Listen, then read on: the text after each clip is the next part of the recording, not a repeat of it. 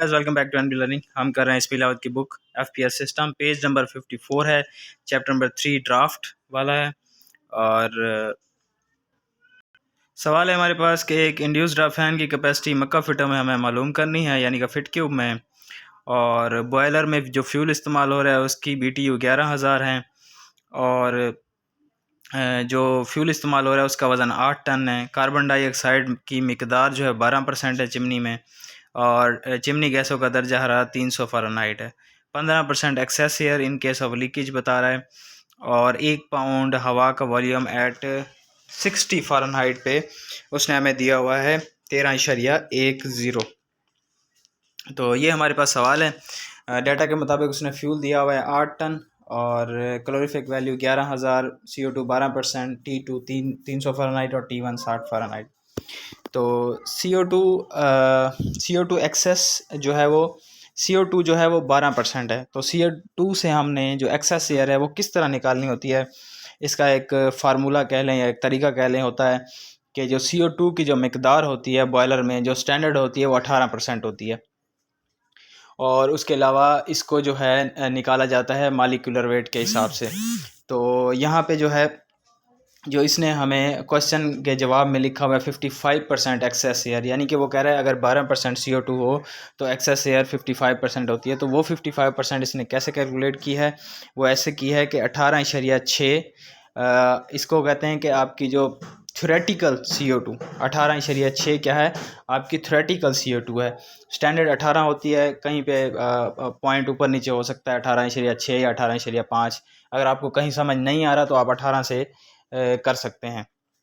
18 आपको याद रखना है कि CO2 का स्टैंडर्ड जो होता है वो 18 होता है। तो यहाँ पे इसने जो यूज़ किया वो 18.6 ये थ्योरेटिकल वैल्यू है CO2 की, माइनस इसमें से करनी है आपने running value of CO2। Running value of CO2 इसने हमें बताया हुआ है 12% है। फिर 12 पे ही आपने इसको डिवाइड कर देना है। तो जब आप करेंगे 0.55 आएगा और इसको मल्टीप्लाई करेंगे जब 100 से तो 55% जो है आपके पास आ जाएगी एक्सेस एयर। तो ये एक्सेस एयर को कैलकुलेट करने का तरीका है जो इसने नहीं दिया हुआ, इसने डायरेक्ट लिखा हुआ है कि एक्सेस एयर 55% है। तो आपने इसको इस तरह से करना है।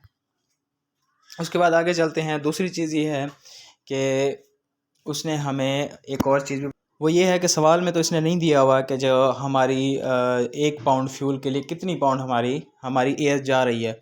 तो ये चीज़ भी हमने कैलकुलेट करनी है कि 1 पाउंड फ्यूल के लिए कितने पाउंड हमारी जो है वो एयर इस्तेमाल हो रही है। तो इसको कैलकुलेट करने का तरीका ये है कि सबसे पहले तो हमने इसको करना है कार्बन डाइऑक्साइड से, क्योंकि कार्बन डाइऑक्साइड ही एक वाहिद चीज़ है जो उसने हमें दी हुई है जिससे हम इसको कैलकुलेट कर सकते हैं। तो सबसे पहले हमने रिएक्शन लिख लेना है C+O2 ये तो हो गया सिंपल रिएक्शन। अब इन सब को मल्टीप्लाई कर दें 12 से, क्योंकि जो हमारी CO2 है एक्सेस परसेंटेज है वो 12 है। जब इसको 12 से मल्टीप्लाई करेंगे तो कार्बन का जो मालिकुलर वेट होता है वो 12 होता है। और O2 जो है O2 का आप ये 16 2 32 होता है। यहाँ पे 23 लिखा हुआ है लेकिन 16 2 32। 32 को 12 से मल्टीप्लाई करेंगे, 12 को 12 से करेंगे 144।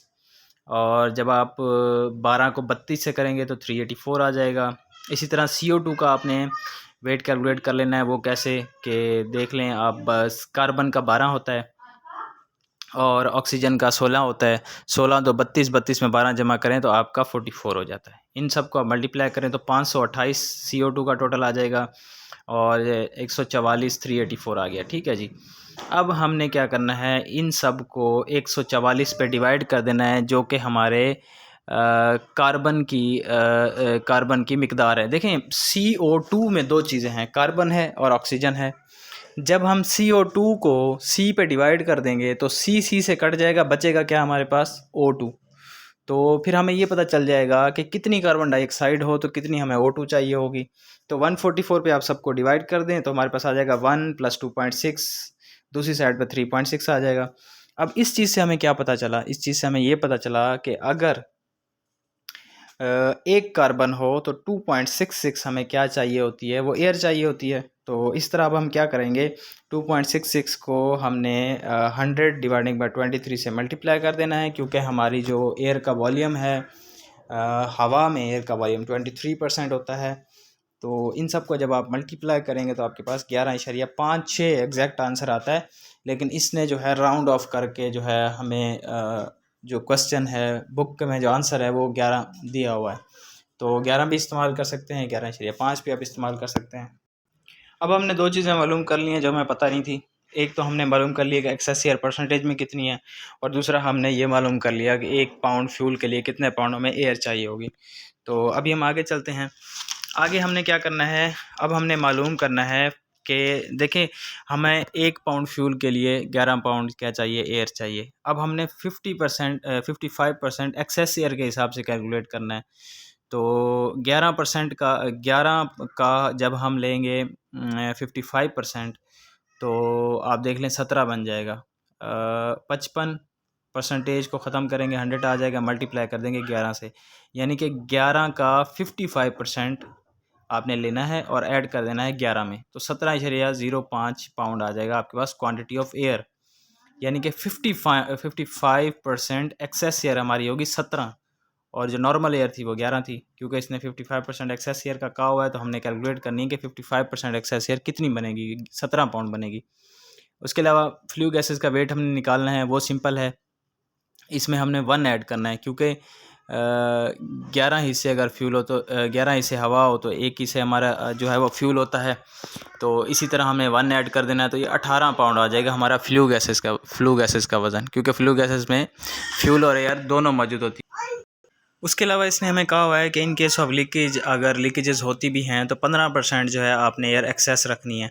55% जो एक्सेस एयर निकाली है वो तो हमने CO2 से निकाली है। अब इसने मज़ीद ऐड किया है कि 15% आपने और ऐड करनी है।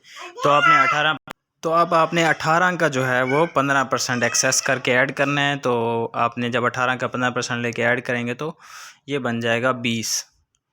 यानी कि ये सारी बातें मिला के CO2 12% एक्सेस थी, 55% हमने एक्सेस एयर निकाल ली, उसकी सारी कैलकुलेशन की, फिर उसने 15% और मज़ीद कहा कि लीकेज की सूरत में, तो वो सारी चीज़ें ऐड करके जो हमारी एयर बन गई वो बन गई जनाब 20। तो एयर तो नहीं कहेंगे इसको, टोटल वॉल्यूम जो है हमारे पास आ जाएगा फ्लू गैसेस का 20 आ जाएगा पाउंड। तो अब क्या है, अब ये है कि 8 टन जो है हमारा फ्यूल इस्तेमाल हो रहा है। तो 8 टन को आपको पाउंड में कन्वर्ट करना पड़ेगा। तो पाउंड में कन्वर्ट करने के लिए इसको 2240 से मल्टीप्लाई करेंगे। 8 मल्टीप्लाई बाय 2240 मल्टीप्लाई बाय हवा का वज़न। तो हमने ये टोटल जो है फ्यूल और टोटल एयर का वॉल्यूम निकालना है अब हमने। तो आपने फ्यूल के वॉल्यूम को और एयर के वॉल्यूम को मल्टीप्लाई कर देना है। सिर्फ ये 2240 इसलिए आया है क्योंकि आप टन से पाउंड में जा रहे हैं, तो इस वजह से। तो आपके पास जो 8 टन फ्यूल के लिए टोटल एयर आ जाएगी वो 370994 पाउंड पर आवर आ जाएगी। अब इसको पर मिनट में कन्वर्ट कर लें, 6182.4 पाउंड पर मिनट हो जाएगा। तो 1 पाउंड एयर वॉल्यूम जो कि उसने हमें दिया हुआ है, ये चीज़ आपने नोट करनी होगी कि इसने सवाल में हमें जो है वो प्रोवाइड किया हुआ है कि 60 फ़ारेनहाइट पर जो एयर का वॉल्यूम होगा वो 13.1 होगा।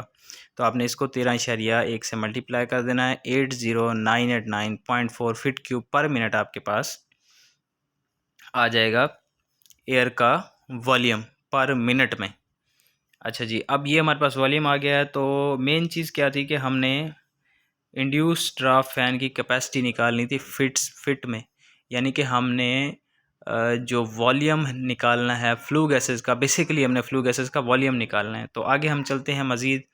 अच्छा जी, अब हमने डाटा देख लेना है कि V1 जो हमने कैलकुलेट कर लिया वो 80989 है, T1 हमारे पास 520 है, T2 जो है वो 760 है, V2 हमने मालूम करना है। तो इसमें हम क्या करेंगे, गैस इक्वेशन लगाएंगे। तो गैस इक्वेशन आपके सामने है, V1 और T1 इक्वल V2 और T2। तो आपने क्या करना है, इसमें आपने पुट कर देनी है तमाम वैल्यूज़, T2 V1 सारी वैल्यू डाटा में दी हुई हैं। इसको आप इसमें डाल के तो आप इसको हल करें, 118369.81 फीट क्यूब। अच्छा जी, ये आ गया हमारे पास वॉल्यूम। ये वो वॉल्यूम है या ये वो कैपेसिटी है जो कि हमारा इंड्यूस्ड ड्राफ्ट फ़ैन हैंडल करेगा। यानी कि हमारे इंड्यूस्ड ड्राफ्ट फ़ैन को इतनी गैसें जो हैं बॉयलर में से निकालनी पड़ेंगी। तो ये था आज का हमारा सवाल। थोड़ा सा टफ़ कह सकते हैं, या अंडरस्टैंडिंग वाला, या थोड़ा सा कंसेप्चुअल किस्म का क्वेश्चन था। तो इंशाल्लाह मिलेंगे नेक्स्ट क्वेश्चन के साथ।